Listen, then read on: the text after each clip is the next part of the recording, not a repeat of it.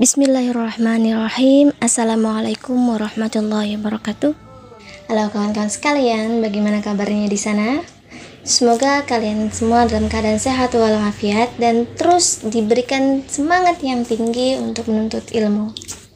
Karena seperti kawan-kawan tahu, situasi kita saat ini adalah situasi yang benar-benar genting, di mana kita belajar tidak seperti seharusnya, yaitu kita hanya bisa belajar melalui daring atau via online dari rumah. Nah, tapi dengan keadaan seperti ini, saya harap kalian semua tidak patah semangat, tidak turun semangatnya, dan terus semangat untuk menuntut ilmu dan belajar lagi, ya. Oke, hari ini apa sih yang akan kita bahas?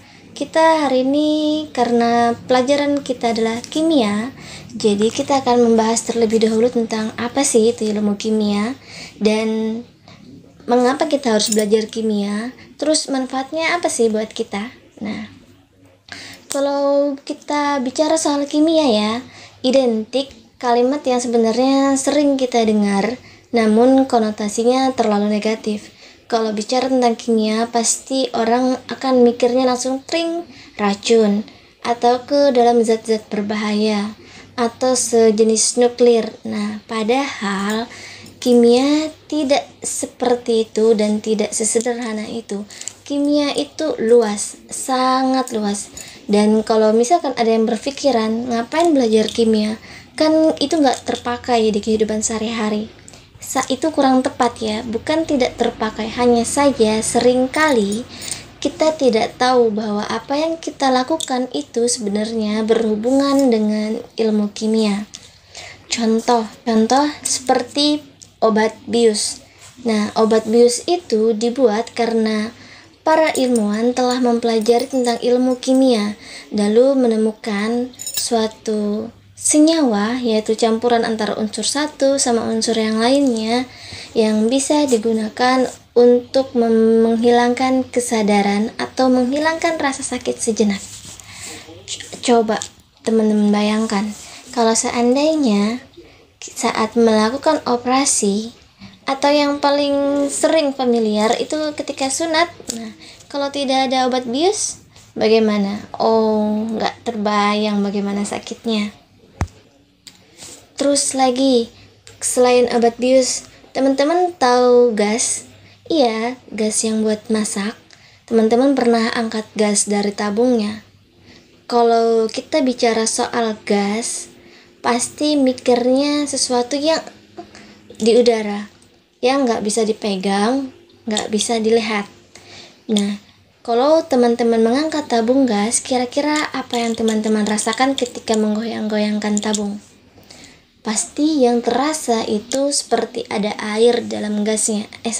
Seperti ada air di dalam tabung gas. Kok bisa seperti itu ya? Bukankah namanya gas? Tapi kenapa justru yang terasa itu seperti kita mengangkat air yang ada di dalam tabung besi? Nah, yang namanya gas yang ada di dalam tabung gas itu sudah dimampatkan biar tidak terlalu banyak memakan ruang. Dan kalau teman-teman mungkin di MTS atau di SMP-nya pernah belajar, gas yang dipadatkan akan berbentuk menjadi liquid. Tahu liquid? Kalau mudahnya liquid itu cair, sejenis itu. Jadi kalau teman-teman ngerasa ada seperti menggoncang-goncang cairan di dalamnya, maka itu adalah gas yang dipadatkan. Jadi jangan heran kalau misalkan nanti ketika kita memasang gas, terus ada kebocoran sedikit, maka kami itu karena tekanannya sedikit berkurang dan dia buru-buru mau keluar. Jadi unsur-unsur di dalam gas yang sangat mepet itu jadi buru-buru mau keluar. Jadi istilahnya gini, kalau misalkan keadaan gas itu jarak antar zat satu atau unsur satu dengan unsur yang lain itu 1 meter, misalnya 1 meter. Tapi kalau zat cair itu jaraknya 0,5 meter atau setengah meter. Tapi ketika dia zat padat, berarti dia bergandengan, berdempetan. Itulah kenapa ketika kayu bisa kita pegang, Tapi air bisa kita rasakan, cuman tidak bisa kita genggam. Itu perbedaannya. Nah, yang membuat berbeda tadi adalah unsurnya, jarak unsur. Oke, contoh lain deh penggunaan ilmu kimia di kehidupan kita. Salah satunya adalah nanas dan daging. Siapa yang pernah makan daging sapi, terus ketika mengolah daging sapinya itu dicampur dengan nanas.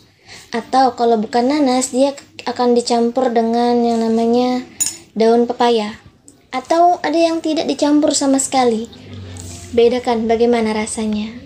Kalau teman-teman pernah mencoba ketiganya, teman-teman akan tahu bahwa daging yang diolah tanpa dengan adanya tambahan nanas atau daun pepaya, itu tekstur dagingnya akan sedikit lebih alot atau alias keras. Sedangkan untuk yang ditambahkan dengan nanas dan juga daun pepaya itu akan jauh lebih empuk. Jadi kalau misalkan daging yang tanpa ditambahkan tadi direbus atau diolah, kita akan membutuhkan waktu yang sangat lama untuk membuat daging tersebut menjadi empuk. Berbeda ya, kalau misalkan daging itu diolah dengan menambahkan nanas atau menambahkan daun pepaya di dalamnya, maka kita tidak perlu merebus atau mengolahnya dalam jangka waktu yang lama, dan cukup sebentar daging tersebut akan terasa lebih empuk. Nah, dan itu semua dikarenakan ketika kita menambahkan nanas ataupun daun pepaya, di dalam keduanya itu ada yang mengandung yang namanya enzim. Dan nama enzim itu adalah enzim bromelin. Nah, enzim tersebut fungsinya untuk memecah-mecah protein. Jadi ketika daging tersebut masih erat ikatannya dengan protein, maka fungsi dari nanas dan juga daun pepaya adalah memecahnya. Ikatan protein itu bisa putus ketika dia dalam keadaan suhu yang tinggi, atau juga ada yang bisa bantu untuk memutuskannya. Ibarat kata, kalau istilahnya itu kita memotong tali. Kalau kita memotong tali dengan tangan kosong, maka akan jauh lebih sulit untuk terpotong ketimbang kita memotong tali dengan menggunakan gunting atau senjata tajam yang lain. Nah, istilahnya itu seperti itu. Jadi perbedaan waktu. Dengan ilmu kimia kita bisa menghemat waktu pengolahan, tapi ketika tanpa ada ilmu, kita akan kesulitan atau membutuhkan waktu yang panjang untuk mengolahnya. Itu untuk contoh dari nanas dan juga daun pepaya. Nah, ada juga orang yang mengolah daging dengan merendam sendok di dalamnya. Nah, kira-kira itu bagaimana ya penjelasannya? Jadi begini, ketika daging yang diolah dan ada sendok di dalamnya, maka sendok tersebut akan menjadi penambah panas. Karena sendok kan dia menyerap panasnya, lalu dia kembali di saat yang bersamaan dia juga menebar panas alias menambah panas.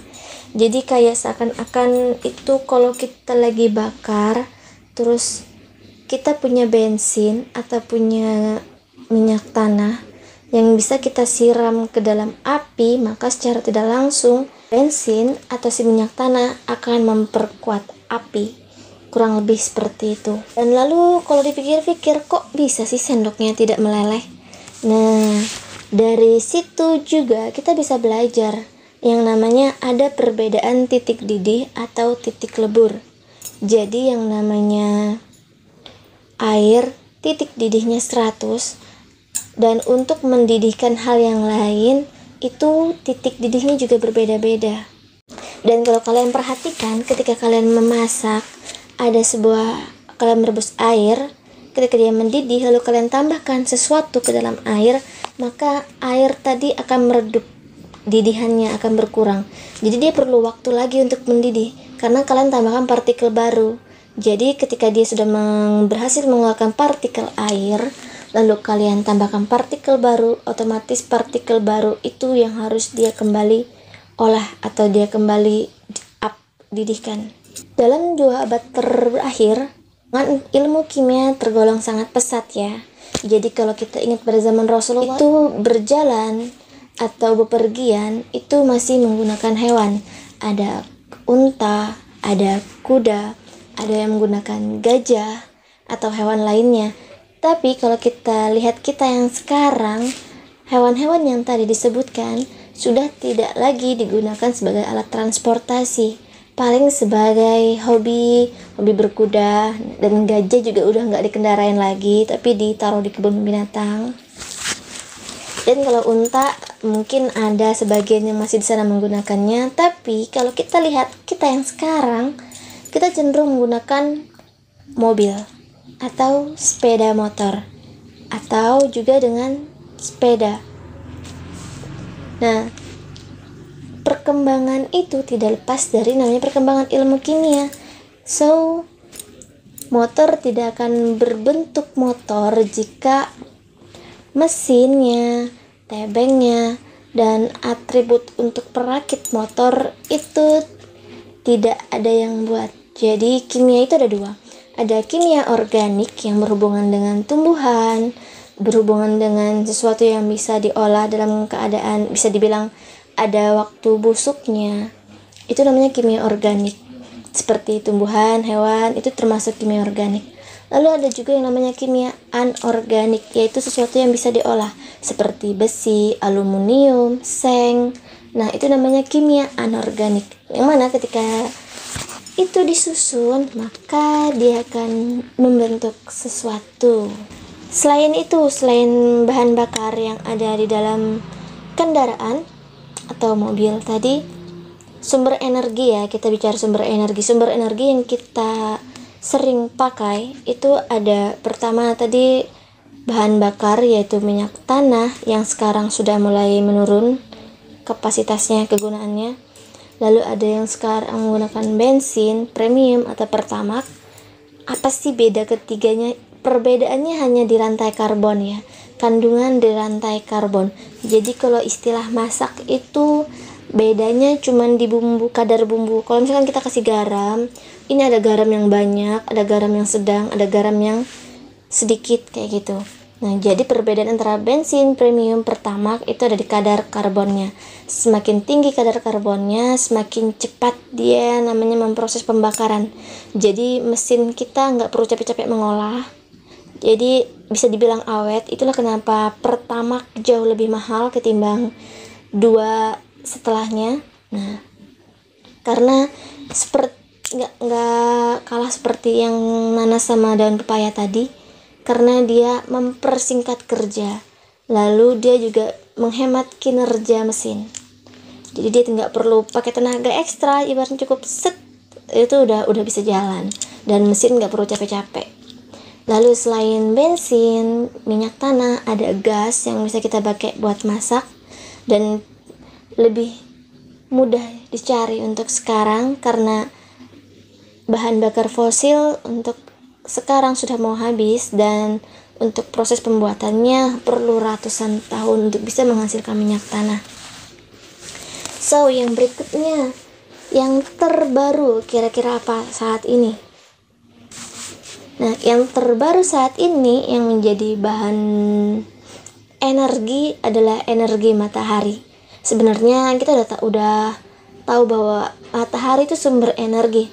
Cuman kita masih kekurangan pengetahuan untuk bagaimana sih caranya menangkap atau menyimpan si sumber energi tadi. Si cahaya energi matahari tadi biar bisa kita olah. Dan sekarang sudah bisa diolah. Jadi cahaya matahari sudah ada tempat untuk menyimpan di sel-sel baterai, dan itu ditemukan fungsi. Jadi sekarang ada yang power bank menggunakan cahaya matahari atau energi matahari, ada yang lampu rumah, ada lagi lampu-lampu jalan seperti yang kita lihat. Nah, itu sudah menggunakan matahari karena energi listrik juga sekarang sudah mulai berkurang. Kalau kawan-kawan mau tahu, energi listrik kan dari magnet atau juga dari yang namanya batu bara. Nah, jadi karena sudah mulai menipis, batu bara kan dari fosil juga tuh. karena sudah mulai menipis, jadi kita perlu energi baru. Dan yang terbaru lagi, dan hampir sulit untuk dibayangkan, ada sumber energi dari yang namanya kotoran manusia, ya kan? Nah, jadi gas metananya diambil, bisa dipakai lagi gasnya buat pengolahan. Jadi kalau di negara tetangga kita, kotoran manusia itu ditampung, ada penampungannya, nanti diolah. Nah, kalau di tempat kita masih sangat minim, dan yang paling sering digunakan itu masih dengan kotoran hewan, yaitu fungsinya untuk menjadi pupuk. Nah, itu juga salah satu fungsi dari kegunaan ilmu kimia. Cuman hanya saja seringkali kita tidak sadar kalau sebenarnya kimia itu teramat dekat dengan kita, dan karena saking dekatnya kita jadi hampir tidak merasakan keberadaannya.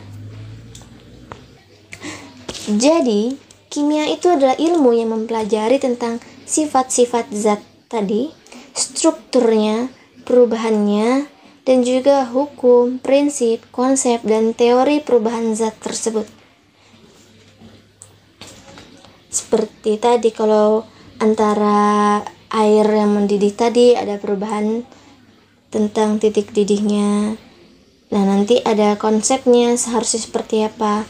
Lalu nanti air itu bisa dipakai kemana aja dan sebagai apa selain air. Terus di udara kita ini kan katanya ada oksigen. Terus apa sih bedanya oksigen yang ada di udara sama oksigen yang ada di tabung? Nah, untuk mengetahui berbagai hal tersebut, kita harus pelajari ilmu kimia, ya. Jadi jangan bosan dan terus cari tahu apa aja tentang ilmu kimia, dan cek keseharian kita. Apalagi kalau yang paling dekat itu seperti kaca tembus itu, kaca itu tipis seperti kayu tapi dia tembus pandang. Kalau kita logika kan, kok bisa ya ada benda seperti ini, dan kalau ditutup belakangnya dia bersifatnya bisa jadi cermin yang bisa memantulkan bayangan kita. Nah, untuk mengetahui berbagai tersebut, kita pelajari itu di ilmu kimia. Selain itu juga seperti keadaan kita sekarang, vaksin.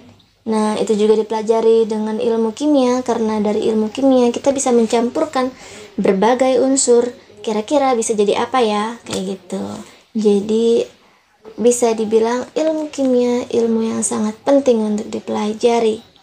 Jadi tidak hanya ilmu-ilmu yang lain, kimia juga termasuk penting. Oke, kita balik.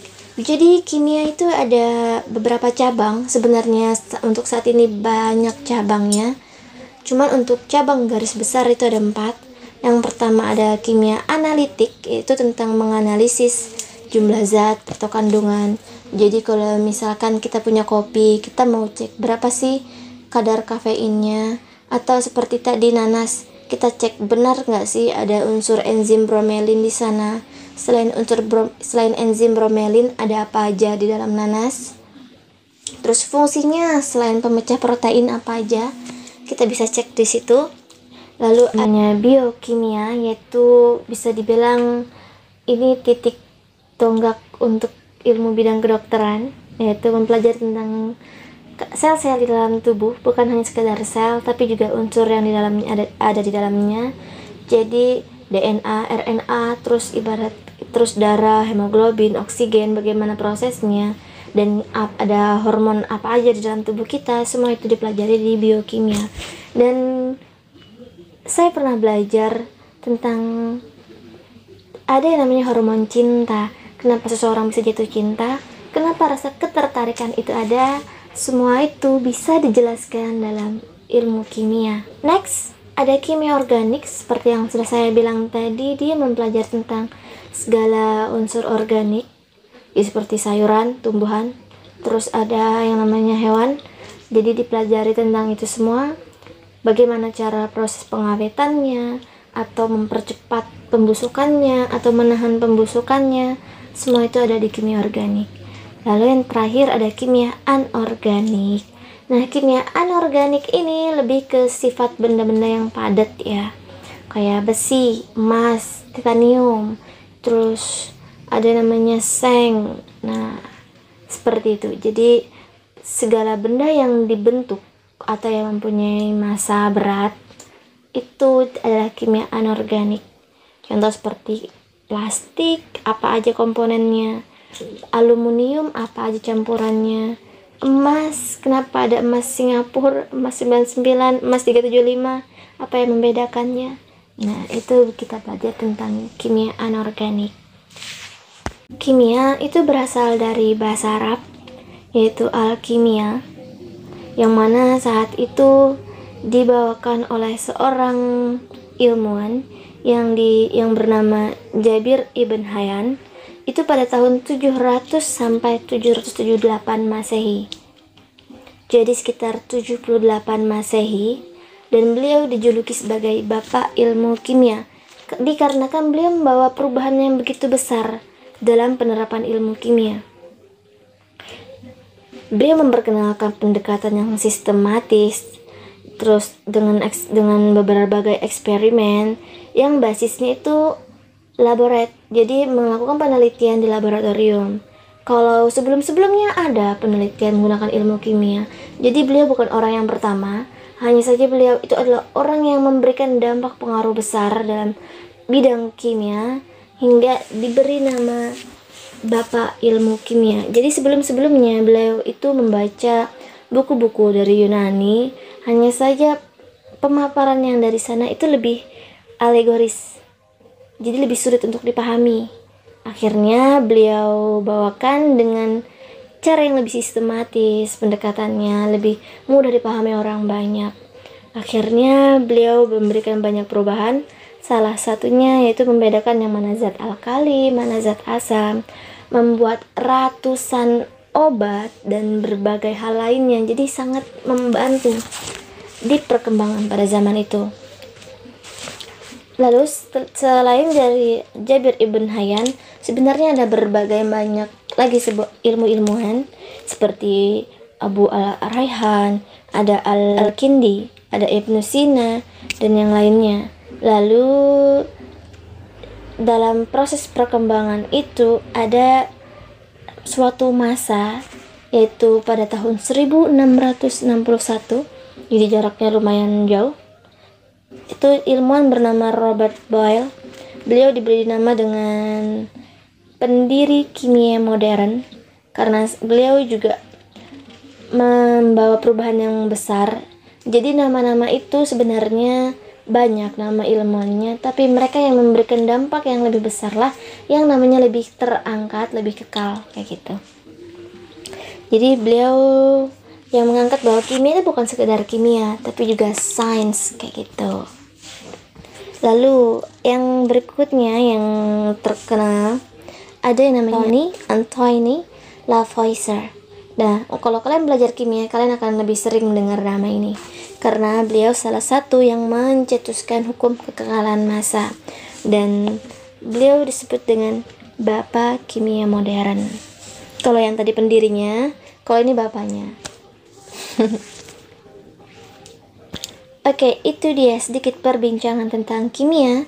Saya harap kalian bisa mengerti. Nanti kalau ada yang tidak paham, silakan ditanyakan di classroom atau di room kelas kita. Silakan kalau ini belum dipahami. Lalu jangan lupa untuk klik 3 pertanyaan dan jawab pertanyaannya di kolom classroom. Itu artinya tanda bahwa Anda mendengarkan. Oke, terima kasih. Semoga ilmu kali ini bermanfaat dan cukup membuat kalian bersemangat untuk mempelajari ilmu kimia. Sebelum kita bicara lebih jauh tentang ilmu kimia itu sendiri, lebih kurangnya saya mohon maaf barangkali ada informasi yang salah. Jadi untuk lebih kurangnya saya mohon maaf. Wassalamualaikum warahmatullahi wabarakatuh.